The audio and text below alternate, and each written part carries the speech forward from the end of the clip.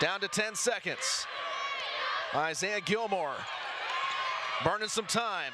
3 seconds, makes his move to the right, throws it up, it's wide right, but at the buzzer, Otterville ties it again. Nobody out here, bottom half of the sixth. Here he's set, fires 2-2 pitch. Got him! There it is! The Kenosha Kingfish single season strikeout record at 54. Basilak surveys the field right side. Here's the rainbow into the end zone, and a one-handed catch is batted away. Your secret to hitting so well. Can you ask it again? What has been your key to success? The following presentation of Columbia Cougars Athletics, transmitting over the air, is a production of Columbia Cougars Athletics Department. Welcome to ColumbiaCougars.com, your home for Columbia Cougars Athletics. And now, Columbia Cougars action. An 8-2 loss last week, but the Columbia College Cougars look to take on the number 2 team in the country in Indiana Tech as the Warriors have their first game of 2020. Hello everyone and welcome to our Marvin Owens Field. My name is James Stanley with you here today on the call for Columbia College Lacrosse. The Indiana Tech Warriors come in. They lead the series all-time 2-0. Columbia College has never beat the Warriors, but if there's going to be a day for the Cougars to do it, it will be today as they are receiving votes in that top 10 NAIA poll, as well as Indiana Tech coming in ranked second. We already talked with head coach Ian Wolf earlier, and here's what he had to say about his team's last performance. They will continue with Evan Richardson in the goal.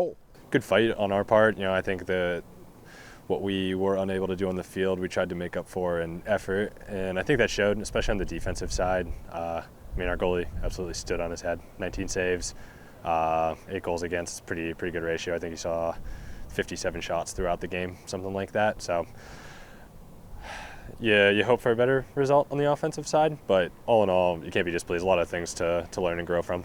I think that we are going to ride the hot hand with Evan this week, going into Saturday, but we've been known to change it up. We're pretty confident in all three of them to be able to come out and do whatever we want.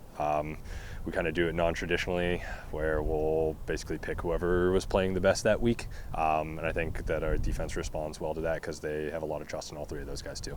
Go and play our game is what the message has been all week, really. We try not to focus too much on what they're going to do. We'll give them proper personnel and just a general game plan, but really we've got a talented enough team that I think that if we can step out there and play the way that we know how and be consistent with the ball, we can take just about anybody. Parrott had a great year last year. Doran had a really good year last year. They were both freshmen. I think they're both kind of emerging as offensive leaders for us. I think that they both have two very separate styles of play, but they feed off of each other really, really well. Like they coordinate with one another very well. So Doran's lone assist went to Parrott during the game. They just seem to be in sync, and I think that them being in sync has really helped the offense kind of find a nice groove, rhythm throughout the last couple of weeks as we kind of move into Saturday here. With those great performances last week out of Richardson, Doran, as well as Parrott, we'll have to see some great defensive play if Columbia College wants to knock off the number 2 team in the country. The Cougars do come in receiving votes, but Indiana Tech is that number 2 team in the country, and here is your NAIA coaches poll top 10. As you can see in the rankings, Indiana Tech also up the top. Benedictine after that loss to Rockhurst at the beginning of the month where they got absolutely blown out by the Hawks. They dropped to 7th, and there's 2 teams currently tied in that 10th place spot. But for Columbia College, they are receiving votes. They're part of this KCAC team, or rather this KCAC conference that has produced some of the top 10 teams in the NAIA. And as it continues to sit for Ian Wolf, he's produced a pretty good squad here at Columbia College, and it's just going to get tougher and tougher as the season goes on. But right now, the task is to take on Indiana Tech today, the number 2 team in the country. That's going to wrap it up for pregame here at Columbia College. We'll be right back after this. Today's game is presented by La Siesta. This weekend, Jefferson City is hosting its first statewide Special Olympic Games since the May tornado. KMUA's James Stanley went to the first day of the event and joined us in the studio to tell us about this fall's competition. Special Olympics Missouri's Training for Life campus sustained damage from the tornado, which led to some venue changes. But organizers and athletes aren't letting this affect this weekend's games. The 2019 Special Olympics Missouri State Outdoor Games are in full swing. and the athletes are ready to compete. There's really no off season in Special Olympics because our athletes really do train and compete year round. And this fall's competition is tough. And it went down to the wire. Meet Kevin Cube, a Special Olympic athlete who's been competing since he was a teenager. We missed Cube's first match of the day, but like a tennis ball in play, the match went back and forth. He beat me 4 straight in the first set. I beat him 4 straight the second set. The match may have not gone the way Cube wanted it to when he lost a game that was close. Down to the tie break, and he edged me out 7-4. But Cube didn't let the loss get him down. That's great, when you have the talent to do that. And you just... Then he captured what sports are all about. Every ability and level that you can, and when you fight hard enough and you're playing against somebody very good, it's always nice and have brave and encouragement to have fun against these other athletes that you don't get to see every day. This weekend's games run through Sunday and feature bocce, golf, tennis, softball, and football. Reporting live in the studio, James Stanley, KMU8 News. These aren't the typical sounds you think of for a team getting ready to go to state. But it's the sounds of preparation in Wardsville and the final time for one Falcon. I'm sure it'll set in. Sunday, probably be a rough day for me. Caleb Meeks is wrapping up a distinguished career at Blair Oaks. Respect that he has in our room is second to none.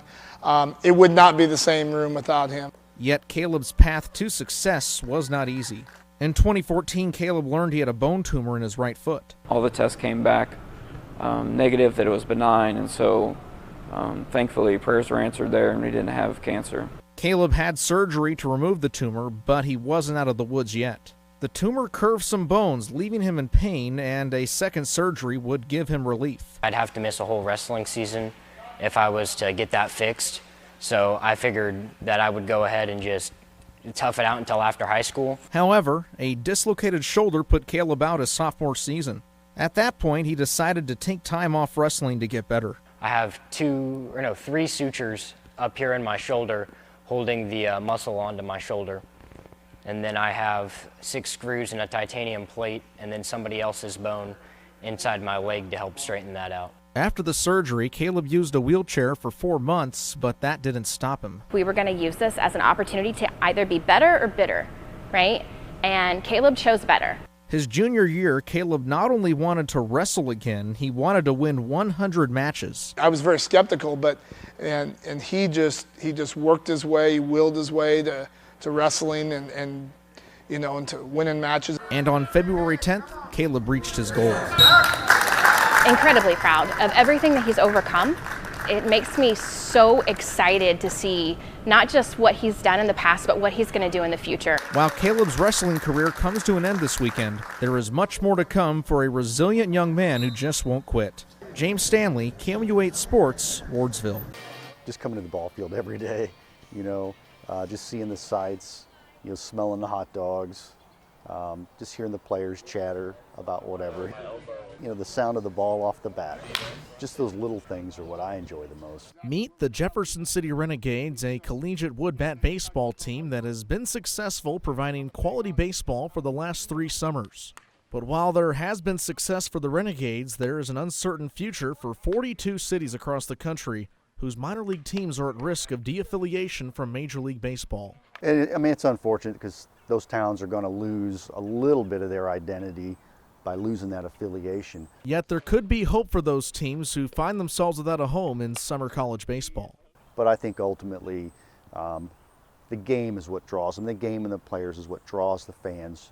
And if they reinvent themselves, within another league, I think that'll be good.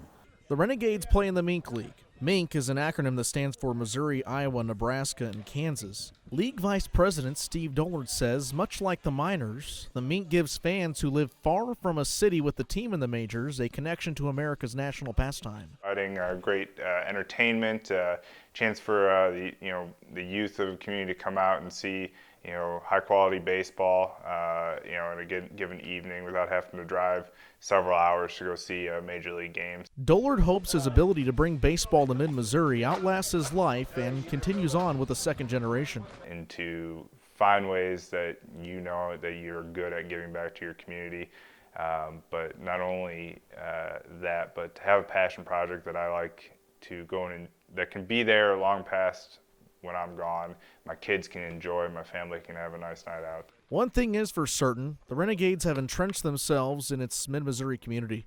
And if baseball went away, like it could in 42 communities across the country, there'd be a lot of heavy hearts off Missouri Boulevard. James Stanley, KMU8 News, Jefferson City. James Stanley alongside Will Connerly. Both teams soaking up every moment. In that fourth quarter, Community R6 battle back. They go 2 for 3 from beyond 3 as they outscore Otterville 11-3, and the opening tip-off of overtime is won by Otterville.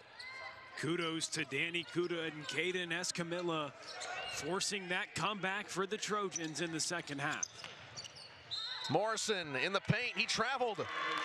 That has to be the 4th or 5th travel on Morrison in this game. No, struggling to find the feet right now, but you know, Escamilla, he's taken over. He has 15 points, 6 rebounds, 2 assists, 3 steals. And then Kuda making those couple of 3-pointers with 13 points, second most for the Trojans. And they've been the 2 forces of production. Only 4 players for the Trojans have scored, and most of it's been from the 15 from Escamilla, 13 from Kuda. Kuda has made his last 2 3-point shots after starting out the year 0 for 8. And only 8 other points come from 2 other players after Escamilla and Kuda. Down low for Stafford. Backs it up. Off the back of the rim, gets the rebound, puts it up on the reverse, and pulled down by Brad Connor. But a foul away from the basketball against Community R6. They'll tag Case Stafford. Neither team opening up the scoring with 1 minute eclipsed in overtime number 1. And the guy with the basketball taking it out the court, they're going to have to get it across at some point. Morrison flips it far right side for Isaiah Gilmore. Gilmore off the bench, 13 points to lead all scorers for the Eagles right now. Big reason why we're in overtime. Cyrus Gilmore for 3, clangs right. And the big man, Mason Matthews, gives Otterville their first lead since halfway through the 4th quarter. Big man now in double digits, and they can't deny him. They can deny him, but you can't protect against not boxing out on offensive rebounds. Ball on the floor, the Trojans fight for it. They come away with Kuda.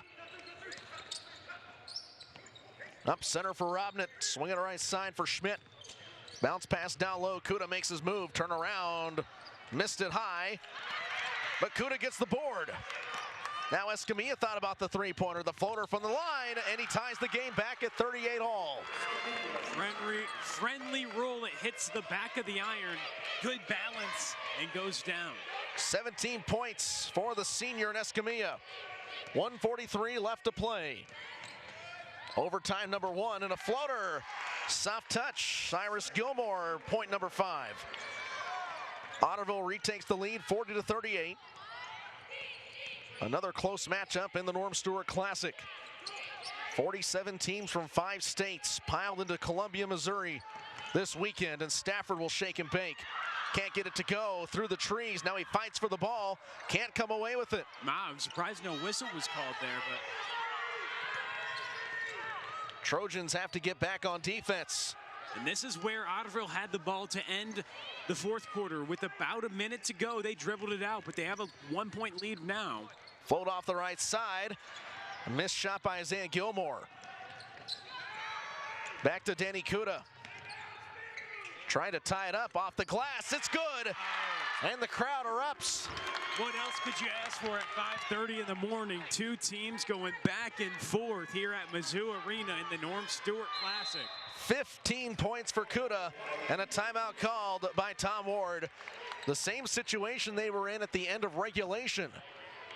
With the game tied and under a minute to go, they dribbled the timeout. And how about Danny Kuda, 15 points, tying the game. He's been solid in the second half and here in overtime. Yeah, look at that spin and the nice touch right there. And then you go back. You harped on, you know, his struggles, but that it's early in this season for this team who, you know, he's shooting He's shooting out of it right now, and you just need one to go down. That's all he needed. He got a couple to go down in the stretch in the fourth quarter to facilitate that comeback after their team was really, they didn't make a field goal in the second quarter. The second half, a much different story. Look at Coach Thomas addressing his team right now. I mean, he's some type of coach to be able to get a team to come back from that type of deficit. And we've got such a ball game right now that you don't know which way it's going to go, because they're probably we're in the same situation, and if they probably won't run the same type of play, because it didn't work to end the fourth quarter when they shot that missed three-pointer. There's certain energies you get to feel in arenas of this size and this stature. Think about all the heartbreak and triumphant moments for Mizzou basketball in this building, and one of these teams about to walk away very happy. Tragedy for the other, but here we go to the final 38 seconds in overtime number 1. So who's going to step up? Who's going to make a play? Tied 40 all, and Isaiah Gilmore dribbling the time away.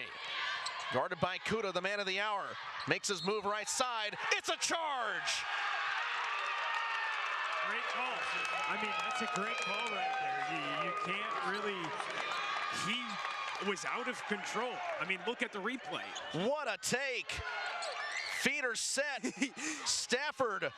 He looked like Marshawn Lynch going into a defender. I mean, that's an easy call. Took one for the team, only with 4 points, but a huge grasp, and now it's knocked away. Here goes Cyrus Gilmore to the cup, right side.